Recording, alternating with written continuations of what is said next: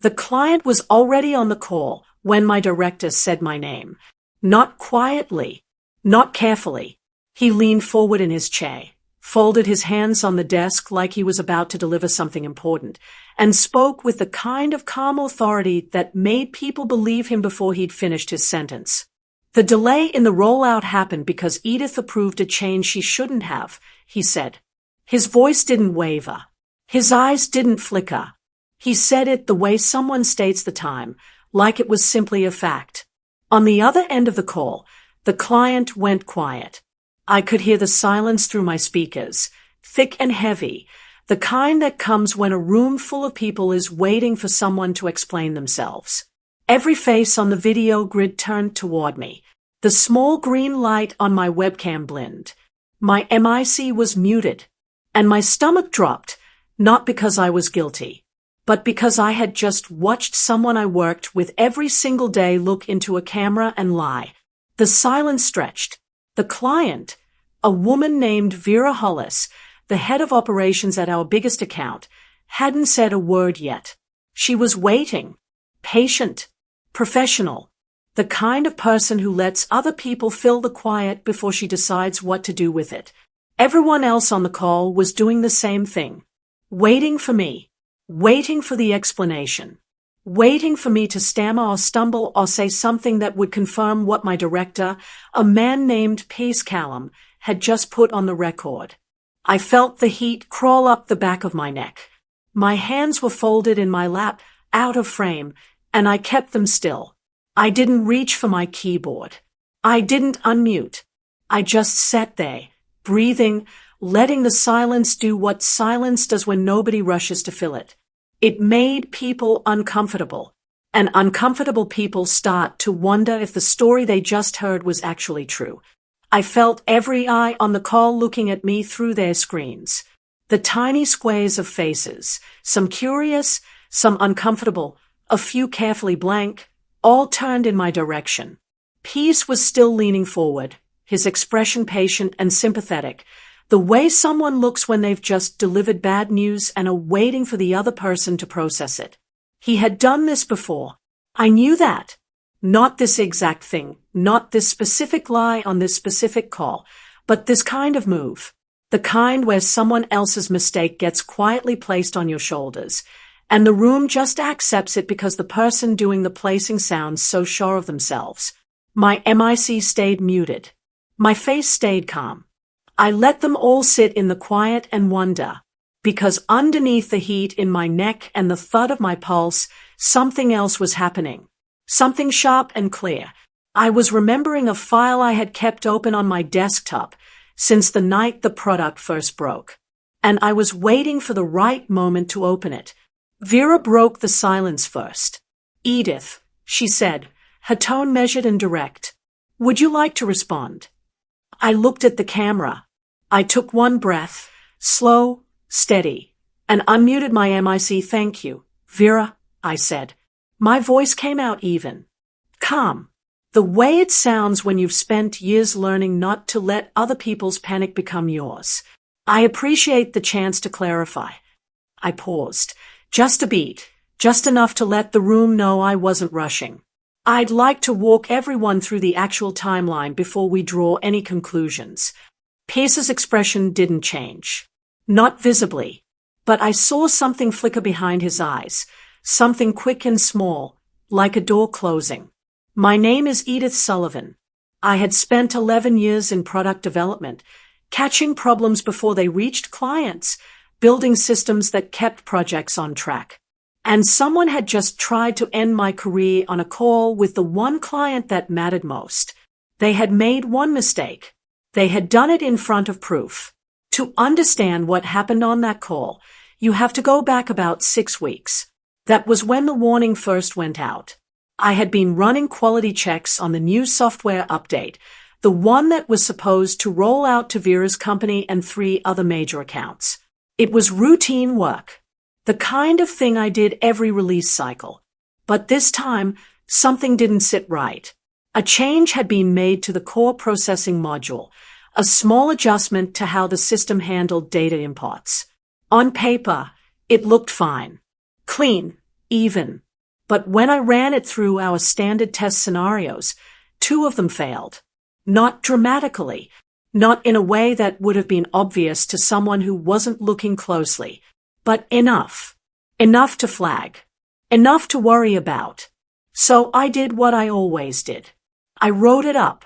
I sent it to Pierce, copied the project lead, and attached a detailed report showing exactly which tests had failed and why. The email went out on a Tuesday at 4:32 p.m. Pierce read the email. I know he did, because he replied the next morning. His response was short, 3 lines. Noted. We are behind schedule. Leadership wants this shipped by Friday. That was it. No questions about the failed tests. No request to look into the issue further. No acknowledgement that the problem I had flagged might actually matter.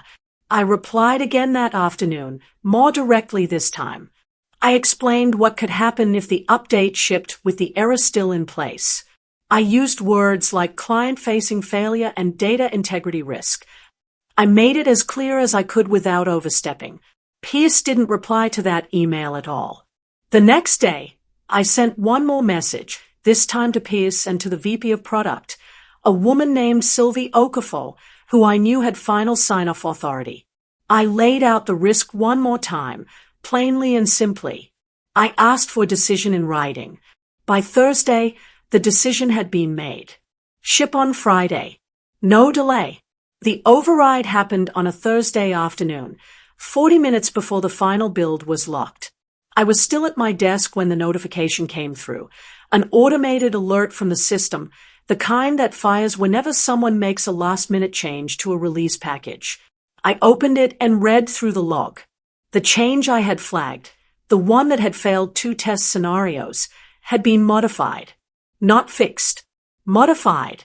Someone had adjusted the parameters just enough to make the system accept it, to make it pass a basic surface-level check without actually resolving the underlying problem. It was a patch, not a solution. A band-aid over a crack in the foundation. I looked at the change log carefully. The override had been approved by Pierce. Stamped with his credentials. Time-stamped at 3:47 p.m. on Thursday. My name was nowhere near it. Not in the approval. Not in the modification. Not anywhere in the record. Someone had made the call to push a broken update into production, and they had left a clean, digital trail showing exactly who had done it. The product failed on Monday morning. Not in a small way. The data import function, the exact one I had flagged 6 weeks earlier, crashed during the overnight batch process. By the time the support team caught it at 6 a.m., 3 client accounts had been affected. Vera's company was the biggest. Their morning reports were empty. Their automated dashboards had gone dark. Their operations team had spent 2 hours trying to figure out what had gone wrong before someone escalated it to us. I found out about the failure when I got to work and saw the chain of emails already filling my inbox. 47 messages. Most of them panicked. Pierce had sent one to the leadership team at 7:15 a.m., flagging the issue and promising a resolution by end of day. His tone was calm, professional, under control. But I noticed something in the way he framed it, something that made a cold feeling settle in my chest. He didn't mention my warnings. He didn't mention the failed tests. He didn't mention the override. He simply described the failure and promised to fix it. And I knew, with a clarity that felt almost physical, that someone was going to need to take the blame. The client call was scheduled for Wednesday at 2 p.m. I found out about it on Tuesday evening when a calendar invite dropped into my inbox at 5:47 p.m. The subject line read, Apex Account, Incident Review. The attendees included Vera Hollis, 2 members of her team, Pierce, Sylvie Okafor, and me. I was added last. My name appeared at the bottom of the list, almost as an afterthought. I looked at the invite for a long time.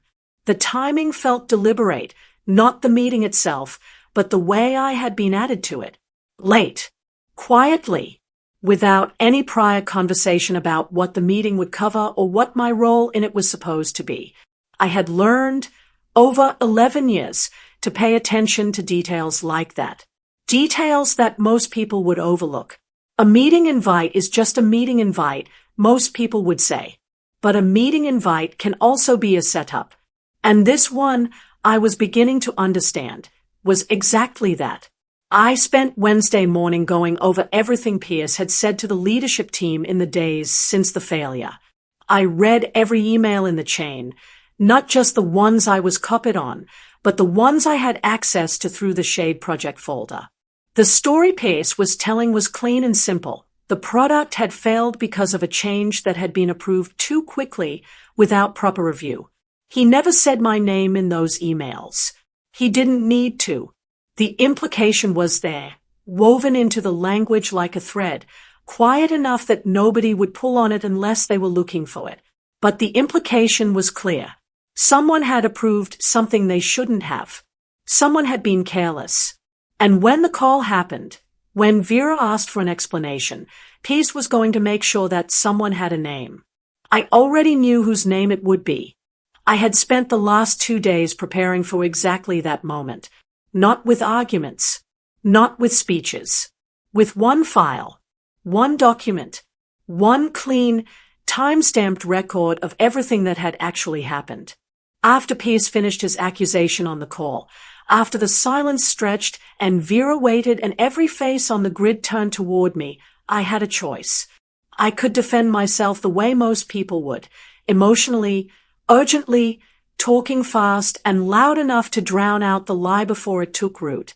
That was the instinct, the natural, human response to being blamed for something you didn't do in front of the people who mattered most. But I had watched that approach fail too many times. I had seen smart, capable people lose credibility not because they were wrong, but because they sounded desperate, because they raised their voice, because they made the conversation about feelings instead of facts. So I chose something different. I chose calm. I chose patience. I chose the one thing Pierce had not prepared for, the quiet confidence of someone who already knew exactly what the truth looked like and was simply waiting for the right moment to show it. While Vera and the others were processing Pierce's statement, I opened the file on my desktop. I had built it over the past 2 days, not from scratch, but from pieces I had already been keeping. The original warning emails I had sent, the test failure reports, the change log from Thursday afternoon, with Pierce's override stamped clearly at the top. A timeline I had put together myself, showing every decision that had been made, by whom and when.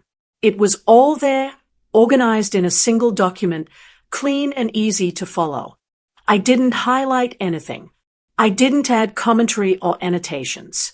I simply let the documents speak in the order they had happened, date by date, decision by decision. The file was open on my screen, ready. All I needed was the question.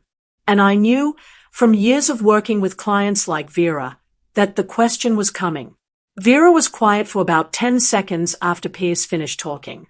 Then she spoke, and her voice carried the careful, measured tone of someone who had been in business long enough to know when a story doesn't quite add up. "Edith," she said, "Pierce has given us his account of what happened. Before we move forward, I'd like to hear yours." It was a simple question. A fair question. The kind of question that, in a normal situation, would have been asked before anyone's name was spoken on a call. But Pierce had jumped first. He had shaped the narrative before anyone else had a chance to. And now Vera was giving me the chance to reshape it. I looked at the camera. I kept my voice level and my expression calm. "Of course," I said. "I think the easiest way to answer that is to walk you through the actual record. Would it be helpful if I shared my screen?" I said the words simply. No drama. No build-up. Just a calm, professional offer to show the room exactly what had happened. Vera nodded immediately. "Please," she said. I moved my cursor to the share button and clicked it once. The file opened on every screen in the call, a clean, white document with a simple header at the top, product update timeline, full record. I didn't say anything for the first few seconds. I let people read. I let their eyes move across the page on their own, at their own pace, without me narrating or explaining or drawing attention to any one piece. Because the document didn't need me to explain it. It was organized by date. It was labeled clearly. And every single piece of information in it had come directly from the systems and emails that already existed inside our company. I hadn't created anything.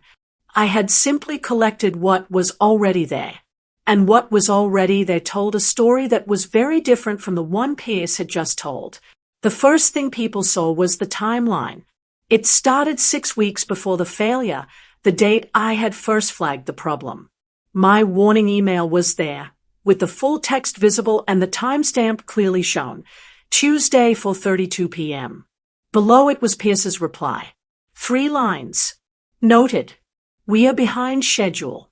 Leadership wants this shipped by Friday. Below that was my second email.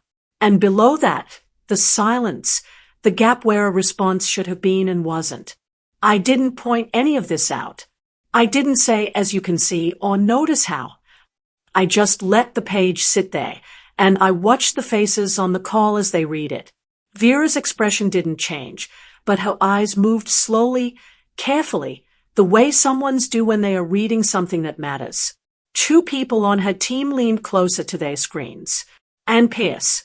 Pierce was very still. The pause lasted maybe 15 seconds. It felt longer. Nobody spoke.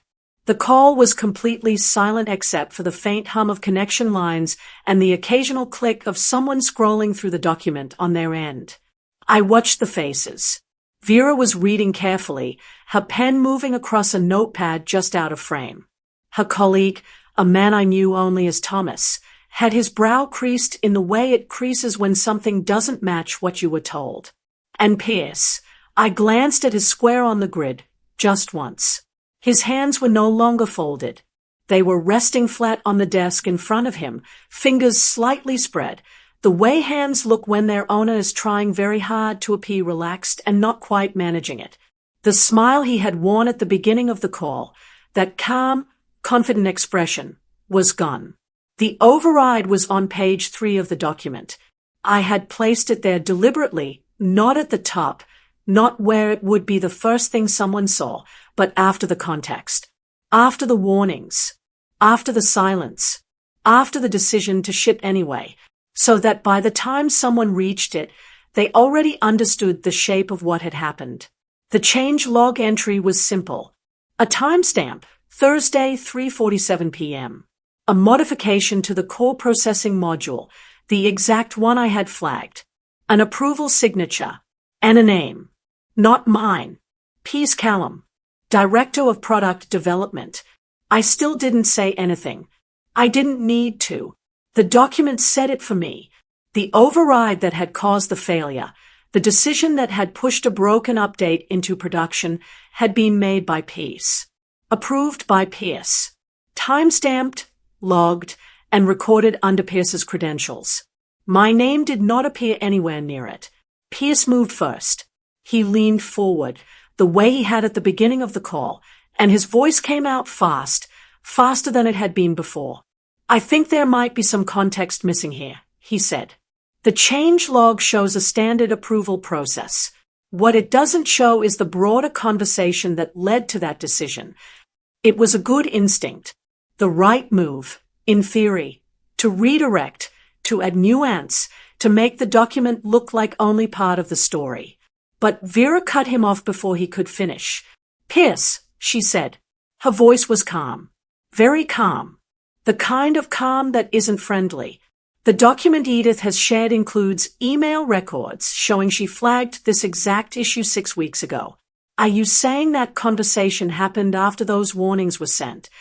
Pierce opened his mouth, then closed it. The silence that followed was different from the ones before. It wasn't uncomfortable. It was heavy, the kind of silence that fills a room when someone has just been caught in the space between what they said and what actually happened. Vera's tone shifted after that. It was subtle, not colder, exactly, but more focused, more precise. The warmth that clients sometimes carry into the early parts of a difficult conversation had been replaced by something professional and sharp. She asked Pierce a series of questions, direct, specific questions about the timeline, about who had been informed of the risk, about why the warnings had not been escalated. Each question was calm. Each question was fair. And each question made it a little harder for Pierce to maintain the version of events he had presented at the start of the call. I watched the exchange from my corner of the grid, quiet and still. I didn't interrupt. I didn't add anything unless I was asked. When Vera wanted clarification on a date or a detail from the document, she turned to me. And each time, I answered simply, clearly, and without a single word that wasn't directly supported by what was already on the screen. At the end of the call, Vera made one final request. "I'd like a full set of internal review notes," she said. "Everything related to this update, from the first flag to the final approval. We'll need that before we can move forward with the remediation plan." She said it calmly, professionally, the way someone states a requirement that is non-negotiable. Pierce nodded. He didn't argue. He didn't push back. He simply said, "Of course," and his voice was quieter than it had been all afternoon.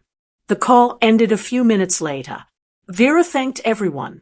She thanked me specifically, briefly, simply, the way someone does when they want you to know they noticed something without making a scene about it.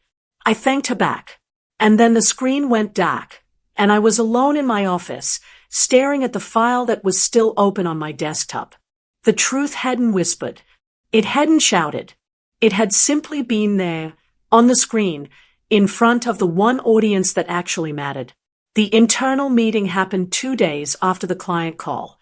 I was invited, but Pierce was not. The email came from Sylvie Okafor, the VP of Product, and it was short and direct. "Edith, we'd like to sit down and go over the incident timeline in detail. Thursday at 10 a.m. Please bring any documentation you have." I brought everything. Not just the file I had shared on the call, but the original emails, the test reports, the change logs, and a written summary I had put together the night before. Sylvie listened without interrupting. She asked questions, careful ones, the kind that told me she had already read through most of what I was showing her and was simply confirming what she already suspected. At one point, she looked up from the documents and studied me for a moment. "Edith," she said, "why didn't you escalate this further when your emails went unanswered?" I held her gaze. "I did," I said. "I copied you on the third email." She looked down at the paper in her hand, and I watched the moment she found it. Pierce was placed on leave the following Monday. No announcement was made to the wider team, not formally, but the way information moves in a company the size of ours, everyone knew by Tuesday afternoon. A colleague of mine, a woman named Diane Marsh who worked in project coordination, stopped by my desk on her lunch break. She sat down with a sandwich and looked at me for a long time before she said anything. "I heard what happened on that client call," she said. "Finally, from someone who was on it." I nodded. "Pierce tried to blame you. In front of Vera Hollis." "He did," I said. Diane shook her head slowly. "And you just showed them the file." "I showed them the truth," I said. She was quiet for a moment. Then she smiled, small, tired, but real. "That's the same thing, isn't it?" I didn't answer, but I thought about it for the rest of the day. The offer came on a Wednesday, delivered in person by Sylvie herself. She walked into my office, closed the door, and sat down across from my desk with the kind of directness I had always respected about her. "Edith, the Apex account needs new leadership," she said. "Vera has specifically requested that you take point on the relationship going forward. Full authority, direct reporting to me." She slid a folder across the desk, a new role description, updated responsibilities, a salary adjustment that reflected the scope of what she was asking me to do. I read through it carefully. It was more than I had expected. More authority, more visibility, more of exactly the kind of work I had spent 11 years being good at. And for a moment, just a moment, I felt the pull of it. The validation. The acknowledgement that I had been right all along, that the work I did mattered, that the people above me finally saw it. But the pull faded quickly, because I had already been thinking about something else. Something bigger than this room, this company, this account. I had started talking to recruiters 3 weeks before the client call. Not because I was afraid of what was coming. Not because I knew Pierce was going to try to blame me. I had simply reached a point where the question I kept asking myself, do I want to keep working in a place where I have to fight this hard just to be heard, had stopped being rhetorical. A firm called Harwick Solutions had reached out about a senior role in product integrity. The title was different. The team was smaller. But the thing that mattered most, the culture, the way decisions were made, the way people treated each other, was exactly what I had been missing. I went through 2 interviews. I was offered the position on a Friday. I accepted on Monday. I told Sylvie on Tuesday morning, in person, the same way she had come to me. She wasn't surprised. I thought this might happen, she said, quietly. I'm sorry we didn't see you sooner. It was, I think, the most honest thing anyone in that building had ever said to me. 4 months into my new role at Harwick, I sat at my desk on a quiet Friday afternoon, finishing a product integrity report I had built from the ground up. The work was exactly what I was meant to do, careful, precise, the kind of work where getting it right mattered more than getting it done fast. My new manager, a man named Oliver Crane, had stopped by earlier that day. Clean report, he said, glancing at my screen. This is exactly the standard we needed. 2 words that meant more than most speeches ever could. I thought about that client call sometimes, about the way Pierce had leaned forward and said my name, about the silence that followed, about the file sitting on my desktop, waiting, about the moment I had clicked share and let the truth fill the screen without saying a single word to introduce it. I hadn't argued. I hadn't raised my voice. I hadn't needed to threaten or confront or demand anything at all. I had simply shown what was real. Because here is what I learned, not from the fight, but from the stillness before it. If someone lies loud enough to bury you, the answer isn't to be louder. It's to be clearer. It's to let the facts speak in a room where they can't be ignored. And it's to trust that the truth, when it's documented, doesn't need your voice to carry it. It carries itself.